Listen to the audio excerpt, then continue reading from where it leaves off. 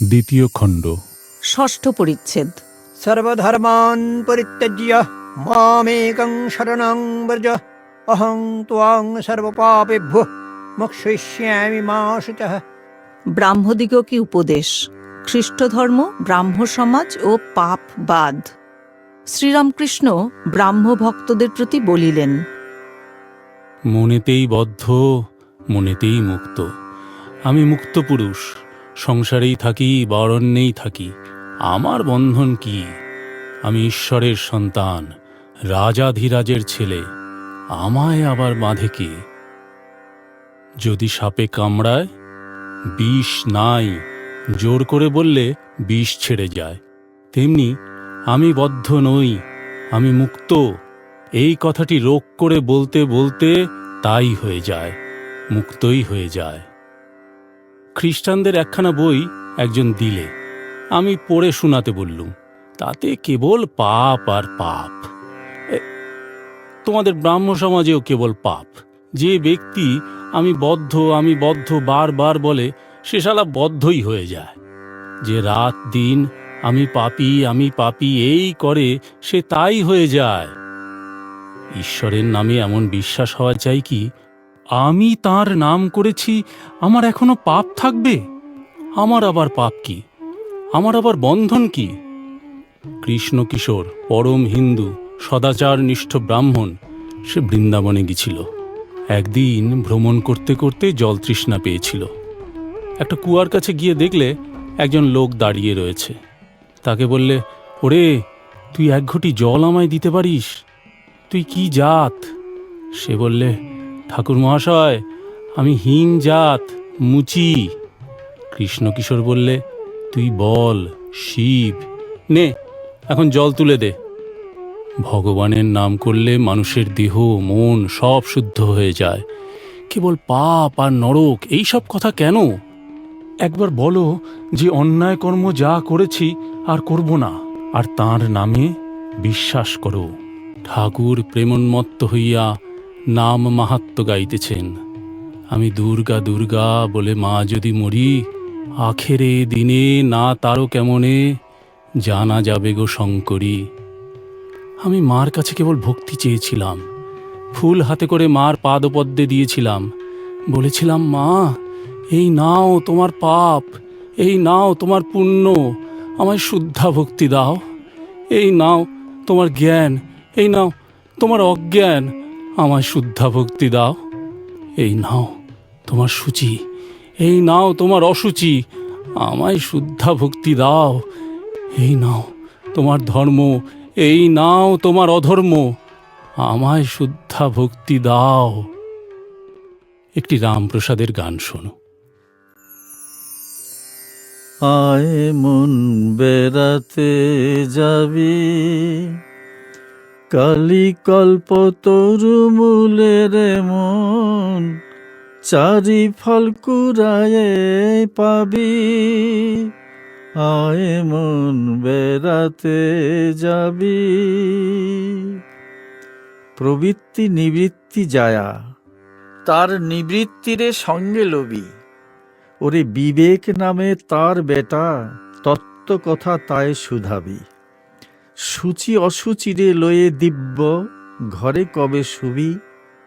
যখন দুই সতীনে পীড়িত হবে, তখন শ্যামা মাকে পাবি।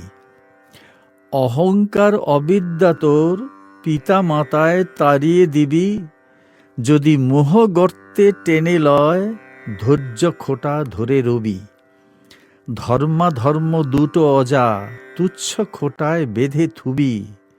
যদি না মানে নিষেধ, তবে জ্ঞান খর্গে বলি দিবি। প্রথম ভার্যার সন্তানেরে দূর হতে বুঝাইবি। যদি না মানে প্রবোধ, জ্ঞান সিন্ধু মাঝে ডুবাইবি। প্রসাদ বলে, এমন হলে কালের কাছে জবাব দিবি। তবে বাপু বাছা বাপের ঠাকুর, মনের মতো মন হবি। সংসারে ঈশ্বর লাভ হবে না কেন? জনক রাজার হয়েছিল। এ সংসার ধোঁকার টাটি, প্রসাদ বলেছিল। তার পাদপদ্মে ভক্তি লাভ করলে এই সংসারই মজার কুটি, আমি খাই দাই আর মজা লুটি। জনক রাজা মহা তেজা, তার বা কিসের ছিল ত্রুটি? সে যে এদিক ওদিক দুদিক রেখে খেয়েছিল দুধের বাটি। সকলের হাস্য। কিন্তু ফস করে জনক রাজা হওয়া যায় না। জনক রাজা নির্জনে অনেক তপস্যা করেছিলেন। সংসারে থেকেও এক একবার নির্জনে বাস করতে হয়। সংসারের বাহিরে একলা গিয়ে যদি ভগবানের জন্য 3 দিনও কাঁদা যায় সেও ভালো। এমনকি অবসর পেয়ে একদিন নির্জনে তার চিন্তা যদি করা যায় সেও ভালো। লোকে মাক ছেলের জন্য 1 ঘটি কাঁদে, ঈশ্বরের জন্য কে কাঁদছে বলো? নির্জনে থেকে মাঝে মাঝে ভগবানের জন্য সাধন করতে হয়। সংসারের ভিতর বিশেষ কর্মের মধ্যে থেকে প্রথম অবস্থায় মন স্থির করতে অনেক ব্যাঘাত হয়। যেমন ফুটপাতের গাছ, যখন চারা থাকে বেড়া না দিলে ছাগল গরুতে খেয়ে ফেলে। প্রথম অবস্থায় বেড়া দিতে হয়, গুঁড়ি হলে আর বেড়ার দরকার থাকে না। তখন গুঁড়িতে হাতি বেঁধে দিলেও কিছু হয় না। রোগটি হচ্ছে বিকার। আবার যে ঘরে বিকারের রোগী, সেই ঘরে জলের জ্বালা আর আচার তেঁতুল।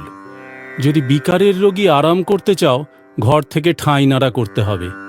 সংসারী জীব বিকারের রোগী, বিষয় জলের জ্বালা, বিষয় ভোগ তৃষ্ণা, জলতৃষ্ণা।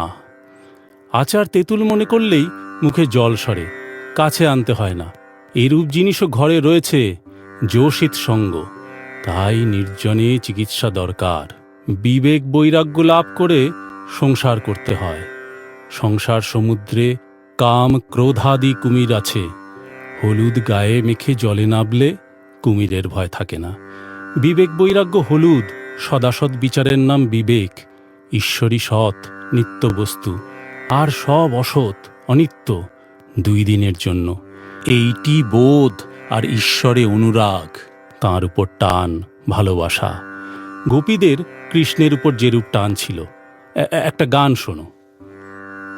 বংশী বাজিল ওই বিপিনে, আমার তো না গেলে নয়। শ্যাম পথে দাঁড়ায়ে আছে, তোরা যাবি কি না যাবি বল গো।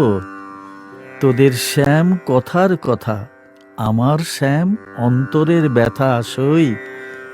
তোদের বাজে বাঁশি কানের কাছে, বাঁশি আমার বাজে হৃদয় মাঝে। শ্যামের বাঁশি বাজে বেড়াও রায়, তোমা বিনা কুঞ্জের শোভা নাই। ঠাকুর অশ্রুপূর্ণ নয়নে এই গান গাইতে গাইতে কেশবাদী ভক্তদের বললেন, রাধা কৃষ্ণ মানো আর নাই মানো, এই টানটুকু নাও। ভগবানের জন্য কিসে এইরূপ ব্যাকুলতা হয়? চেষ্টা করো। ব্যাকুলতা থাকলেই তাকে লাভ করা যায়।